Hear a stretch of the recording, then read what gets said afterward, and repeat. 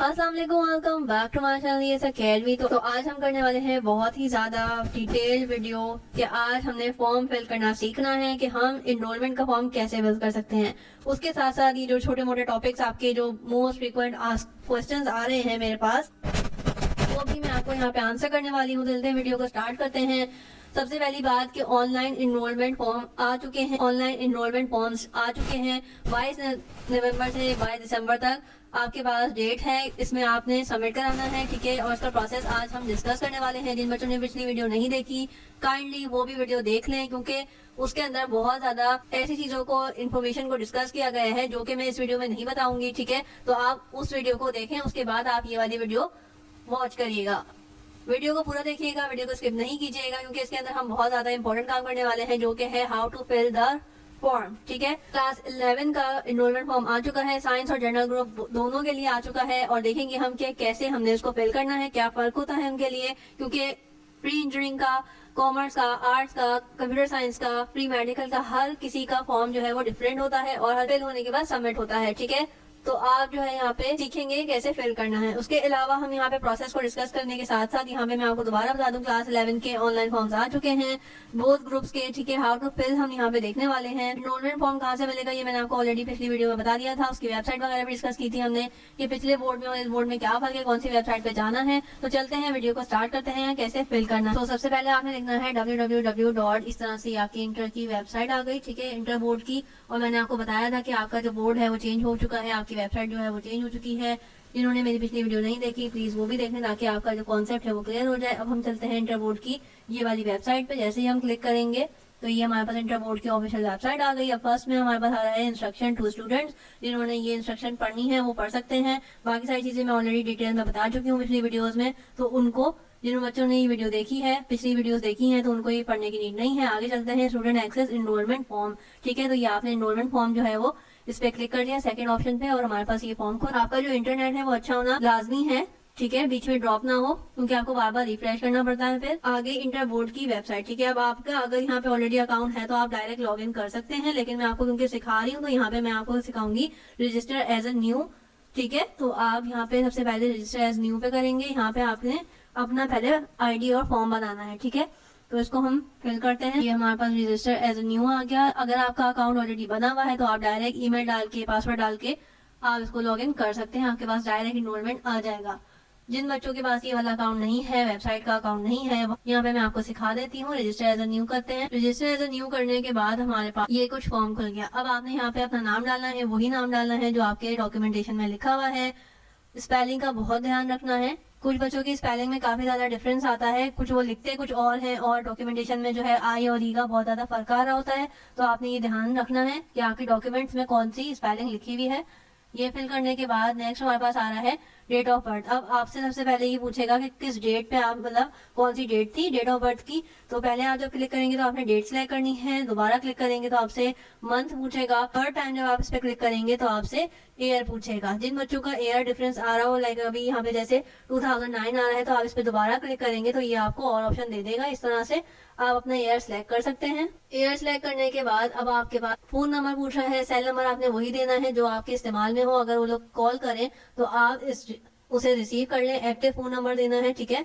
Phone number देने के बाद आपके पास ईमेल पूछ रहा है, ईमेल देनी है और पासवर्ड देना है जो आपने अकाउंट बनाने के लिए रखना है, ठीक है। अब आपने यहाँ पे एक पासवर्ड रख लिया और नीचे आपने कंफर्मेशन के लिए दोबारा वही पासवर्ड लिखना है।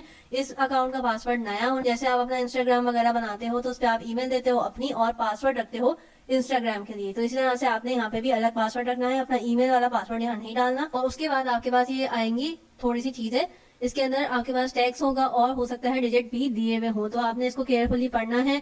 स्मॉल और कैपिटल लेटर्स का ख्याल रखना है और जिस तरह से आपको ये टैक्स लिखा हुआ दिख रहा है एग्जैक्टली नीचे टाइप करना है। टाइप करने के बाद नेक्स्ट करेंगे रजिस्टर। अब हमारे पास ये एक प्रॉपर अकाउंट बन गया है फॉर दिस वेबसाइट। अब आपने ये ईमेल डाली, पासवर्ड डाला, रिपोर्ट पे क्लिक किया और ये इस तरह से हमारे पास अब आ गया फॉर्म, ठीक है। तो अब हमसे दोबारा से ईमेल मांग रहा है, पासवर्ड मांग रहा है। अब हमारा अकाउंट बन गया। अब हमने इसको करा के हम रिपोर्ट नहीं है और उसके बाद ये हमारे पास नया फॉर्म आ गया। अब एग्जैक्टली ये इनरोलमेंट फॉर्म है। सबसे पहले हमारे पास कैंडिडेट नेम आ रहा है, आपने इसको देखना है, रीचेक करना है, नेम, स्पेलिंग, हर चीज जहाँ पे जो चीज लिखी हुई रिक्वायर्ड है वही चीज फिल की है आपने। और अगर आपको कंफ्यूजन हो तो आप यहाँ पे जो 3 लाइंस नजर आ रही हैं यहाँ से भी चेक कर सकते हैं। यहाँ नेम आ रहा है आपका, नेम डालने के बाद फादर का एनआईसी बहुत केयरफुल होकर डालिएगा। उसके अलावा डेट ऑफ बर्थ पूछ रहा है, डेट ऑफ बर्थ वही डालिएगा जो आपके अकाउंट में भी डाली है आपने और डॉक्यूमेंटेशन में है, ठीक है। और अगर ऑलरेडी जिस तरह से मेरे पास मेंशन आ रही है तो आपने रीचेक कर लेना है, ठीक है, क्योंकि ये ऑटोमेट फिल हुई भी आ रही है क्योंकि आपका ऑलरेडी अकाउंट में ये सारी चीजें उसने पूछ ली थी। आपने रीचेक जरूर करना है जो भी चीज ऑटोमेट फिल हुई भी आए, ठीक है। और जो खुद से कर रहे हैं वो भी केयरफुल होकर करना है। तो उसके बाद आपके पास यहाँ पे जेंडर आ रहा है, जेंडर फिल करना है। जेंडर फिल करने के बाद नेक्स्ट हमारे पास आ रहा है एड्रेस बहुत केयरफुल होकर डालना है। स्ट्रीट, ब्लॉक अक्सर जो है बच्चे मिस कर देते हैं, आगे पीछे कर देते हैं। और एग्जैक्ट वही डालना है जो आपके इलेक्ट्रिसिटी बिल या गैस बिल के ऊपर आ रहा होता है ना, आपने वो एग्जैक्ट डालना है, ठीक है। अक्सर बच्चे हाउस नंबर आगे पीछे कर देते हैं, स्ट्रीट पहले लिख देते हैं, एरिया बाद में लिखते हैं, तो ये आपने सही से बिल्कुल डालना है। तो ये हमने फिल कर दिया। ये फिल करने के बाद आपके पास मार्क ऑफ आइडेंटिफिकेशन पूछ रहा है। इसका मतलब ये होता है कि कोई भी आपकी ऐसी निशान है जिससे आप आइडेंटिफाई किए जा सके। तो ये आपसे आईडी कार्ड वगैरह के लिए पूछा जाता है। जब आप शनाख्ती कार्ड बनवाने जाते हैं तो आप यहाँ पे कुछ भी लिख सकते हैं जो आपके अगर फेस पे स्कार है, मार्क है, कहीं हाथ में कोई स्कार मार्क है, कुछ भी है तो यहाँ पे आप लिख सकते हैं। ये फिल करना है आपने। उसके बाद आपके पास पूछ रहा है रिलीजन क्या है, तो रिलीजन आपने मुस्लिम लिखना है, अदरवाइज आप नॉन मुस्लिम लिखेंगे अगर आप क्रिश्चियनिटी या कोई और मजहब से ताल्लुक रखते हैं। उसके बाद मीडियम आ गया हमारे पास, मीडियम यहाँ पे इंग्लिश ही रखना है आपने और आगे करना है सेव करके। जैसे ही आप सेव पे क्लिक करेंगे तो ये इस तरह से आपके पास एक पोर्टल खुल जाएगा। अब इस पे डिफरेंट चीजें लिखी हुई आ रही हैं, ठीक है। तो ये पहले आपसे पूछ रहा है प्रोफाइल पिक्चर, उसके बाद ऑनलाइन एनरोलमेंट आ रहा है, नीचे प्राइवेट कैंडिडेट के लिए अलग आ रहा है। अगर आप रेगुलर हो तो आप रेगुलर का भरोगे, लाइक आप कॉलेज गोइंग हो तो इसलिए तो इस तरह से आप ऑनलाइन फॉर्म भरोगे और रेगुलर, ठीक है। और अगर आप प्राइवेट दे रहे हो तो नीचे प्राइवेट का अलग आ रहा है, आपने उस पर क्लिक करना है, ठीक है। बाकी ये प्रोफाइल पिक्चर आ रही है, ये आपने अपने फोन में खींच के रखनी है। जो मैंने फोटोग्राफ्स का बताया था क्योंकि मैंने आपकी एक वीडियो बना दी है आपके लिए कि जिसमें डॉक्यूमेंट्स मैंने सारे बता दिए हैं एनरोलमेंट के लिए क्या क्या डॉक्यूमेंट्स रिक्वायर हैं। तो उसमें मैंने आपको कहा था कि आप फोटोग्राफ जो है वो खिंचवा के रख लें और वो आपको चाहिए होगी फॉर्म के लिए। लेकिन अगर आप ये फॉर्म फिल कर रहे हैं ऑनलाइन तो आपको कैमरे में भी अपनी तस्वीर लेनी है। जैसा कि आप खिंचवाने के लिए जाते हैं तो एक पोर्ट्रेट साइज की आपके पास प्लेन बैकग्राउंड के साथ तस्वीर होनी चाहिए अपनी, और नहीं है तो आप उस वक्त भी खींच सकते हैं। खींच के सेव करनी है गैलरिंग में, क्योंकि आप जब भी फॉर्म फिल करने बैठेंगे तो आपके पास एक पिक्चर अपने फोन में होना लाजमी है, क्योंकि ऑनलाइन फॉर्म में आपको जाहिर सी बात है ऑनलाइन ही पिक्चर लगानी होगी। और जो फिजिकल, इसके बाद मैं आपको प्रोसेस बताती हूँ कि आपका ये फॉर्म फिल होने के बाद क्या करना है और कॉलेज में कैसे जमा कराना है और वो फोटोग्राफ्स कहाँ काम आने वाली हैं। यहाँ के लिए आपको ऑनलाइन ही चाहिए, आपके फोन में मौजूद होनी चाहिए आपकी पिक्चर, ठीक है। जैसे ही आप क्लिक करेंगे तो यहाँ पे ये आ जाएगी, मैं आपको करके भी दिखाती हूँ। फिलहाल हम जा रहे हैं रेगुलर कैंडिडेट पे और ये हमारा आ गया फॉर्म, ठीक है। अब फॉर्म को फिल करना है। उसके बाद हमने यहाँ पे हम आ गया फैकल्टी का मतलब ये होता है कि आपकी फील्ड कौन सी है। इसमें सारी आ रही, pre engineering, pre medical, commerce और भी बहुत सारी आ रही हैं। अब बहुत सारे बच्चों का मसला ये था कि वो कह रहे हैं कि इसमें कंप्यूटर साइंस नहीं आ रही, जनरल साइंस आ रही है और बहुत सारी आ रही है लेकिन कंप्यूटर साइंस नहीं आ रही। तो कंप्यूटर साइंस वाले स्टूडेंट्स यहाँ पे अपना फॉर्म रोक देंगे और अपने कॉलेज से पता करेंगे कि उन्होंने कौन सी फैकल्टी चूज करनी है, ठीक है। तो आपके कॉलेज वाले ही आपको इन्फॉर्म करेंगे और हो सकता है कि जब आप फॉर्म ये फिल करने बैठो तो हो सकता है उस वक्त तक ये अपडेट कर दें और उसमें मौजूद हो ऑलरेडी कंप्यूटर साइंस का ऑप्शन। इस वक्त क्योंकि ये फॉर्म अभी नया नया आया है तो अभी तक इसके अंदर ऐड नहीं हुआ, लेकिन जब आप फिल करोगे हो सकता है जब वो ऐड कर दें तो आपको कॉलेज जाने की जरूरत भी ना पड़े। यहाँ पे हम कर देते हैं प्री इंजीनियरिंग। उसके बाद आपने एनरोलमेंट ईयर डालना है, ठीक है।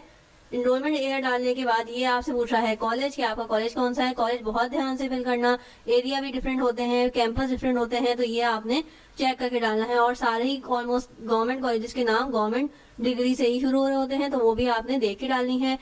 बॉयज गर्ल्स कॉलेज का देखकर डालना है। उसके अलावा आपने इवनिंग और मॉर्निंग को भी देखना है, ठीक है। अक्सर कॉलेजेस मॉर्निंग और इवनिंग दोनों शिफ्ट्स में लगते हैं, तो वहाँ पे मॉर्निंग और इवनिंग का अलग अलग ऑप्शन आ रहा होगा। ये सिलेक्ट करने के बाद आपके पास आ रहा है date of admission in college. तो ये आपने आपकी स्लिप पे लिखी हुई होगी, जो मैंने डॉक्यूमेंट बताए थे उसमें एडमिशन स्लिप भी थी, तो वो डेट ऑलरेडी मेंशन होगी, ठीक है। उसके बाद आपके पास ये आ गई रेसिडेंट नंबर, यानी कि आपकी जो स्लिप के ऊपर मौजूद होगा नंबर, तो वो डालना है आपने। नेक्स्ट करेंगे। उसके बाद ये आपसे पूछ रहा है कि यही इन्फॉर्मेशन है, अगर सही है तो आपने ओके कर देना है। नेक्स्ट आपके पास ये वाला आ गया। अब आपने इसमें क्या करना है, बोर्ड ऑफ सेकेंडरी एजुकेशन, इसमें आपने थोड़ी सी अपनी मैट्रिक की डिटेल्स देनी है, ठीक है, कि आपने कौन से बोर्ड से किया था मैट्रिक। तो ये आपने बहुत ही ध्यान से डालना है, ना सिर्फ कराची या सिंध के बल्कि हर जगह के आ रहे हैं, देख रहे हैं आप साहिवाल और भी डिफरेंट जो है ये हमारे पास बोर्ड आ रहे हैं। तो ये आपने ध्यान से चूज करके डालना है। उसके बाद आपकी जो है कौन सी फील्ड थी, साइंस थी, जर्नल थी। अगर आप साइंस के स्टूडेंट हो तो आपने साइंस डालना है यानी कि बायो वगैरह के, और अगर आप जर्नल यानी कि कॉमर्स और आर्ट्स से ताल्लुक रखते हो तो आपने जर्नल को चूज करना है। उसके बाद रोल नंबर डालना है मैट्रिक का, और पासिंग ईयर डालना है, किस साल आपने मैट्रिक किया है। उसके बाद नीचे आपके पास आ रहा है एनुअल या सप्ली, तो आपने एनुअल हो या सप्ली ये भी आपने ध्यान से डालना है। उसके बाद नेक्स्ट करना है, नेक्स्ट किया, और अभी हमारे पास उसके बाद ये ऑलरेडी इसने फिल कर दिया है, और आपने यहाँ पे डालने हैं कि मैट्रिक में कितने मार्क्स लिए थे, वो फिल कर दिए। उसके बाद ग्रेड आपका क्या बना था वो आपकी मार्कशीट पे ऑलरेडी वैसे भी मेंशन होगा। ईमेल आपने दोबारा से रीचेक करनी है, रेजिडेंशियल एड्रेस दोबारा से रीचेक करने के बाद आगे करा नेक्स्ट करने के बाद अब आपसे ये डिफरेंट चीजें मांग रहा है, यानी कि फाइल्स अपलोड करने का कह रहा है। तो इसमें आपके पास आ जाती है पिक्चर भी आ गई, एडमिशन स्लिप की आपने पिक्चर खींच के रखनी है, जो डॉक्यूमेंट्स मैंने आपको बताए हैं उसकी आपके पास फोन में पिक्चर भी होना लाजमी है, क्योंकि ये आप अभी इस वक्त ऑनलाइन फिल कर रहे हैं। और आपके पास जो फिजिकल कॉपीज का मैंने कहा था आपको कि हार्ड कॉपीज की आप फोटो कॉपीज करा लिएगा, तो वो भी मैं आपको बताने वाली हूँ कि वो कहाँ आपके काम आने वाली हैं। फिलहाल हम यहाँ पे इसको चूज करते हैं और इसको फिल करते हैं। तो ये आपके बाद आ गया आपकी मैट्रिक की मार्कशीट की पिक्चर, और पिक्चर बिल्कुल क्लियर होनी चाहिए, टेढ़ी मेढ़ी तस्वीरें नहीं खींचनी है, आपने बिल्कुल सही से इसको अपलोड। अब ये आपके पास आ गया योर एनरोलमेंट डिटेल्स, आपने इसको रीचेक करना है। उसके अलावा आपके पास फिलहाल यहाँ पे आ रहा है एडिट का भी ऑप्शन, तो ये आप एडिट भी कर सकते हो अगर कोई मिस्टेक वगैरह हो गई है। तो जैसे ही आप एडिट पे क्लिक करोगे ये आपके पास पिछला फॉर्म जो है पिछले पेजेस दिखाना शुरू कर देगा, और आपने रीचेक करना है। ये आप देख सकते हैं कि यहाँ पे अपलोड होने में जो है इसने फॉर्म में जब जैसे ही रिफ्रेश किया था तो यहाँ पे उसने आगे पीछे कर दी है फाइल्स।